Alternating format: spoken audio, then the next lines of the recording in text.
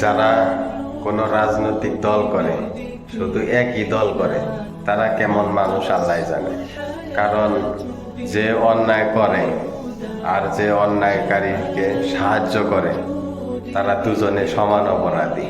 যারা কোনো রাজনৈতিক দল, একই দল সাপোর্ট করে, যদিও তারা নিজ চোখের সামনে দেখতে পারে যে তাদের দল, তাদের উপরের লেভেলের লোকজন অন্যায় করতেছে, জুলুম করতেছে, অত্যাচার করতেছে, তারপরও তারা সেই রাস্তা থেকে, সেই পথ থেকে, দল থেকে ফিরে আসে না। তাদের মতো অমানুষ আর নেই। ওই দল যখন হেরে যায়, তখন কেউ তাদের উপর গালাগাল করবে না, কারণ তারা অমানুষ ছিল, আমরা না। আমরা মানুষ হিসাবে তাদেরকে গালাগাল করব না, তাদেরকে কথায় কথায় কষ্ট দিব না, যদিও তারা মানুষের মতো দেখতে, শয়তানের খালাতো ভাই। তারপর আমরা তাদেরকে ক্ষমা করে দেব। ক্ষমাই সবচেয়ে মহৎ।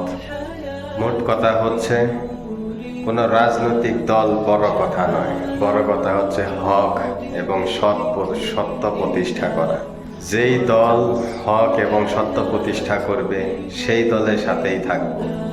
একজন মুসলমানের একটাই টার্গেট, সেটা হলো হক এবং সত্য প্রতিষ্ঠা করা। ইসলামের ন্যায়কে প্রচারিত করতে বলা হয়েছে।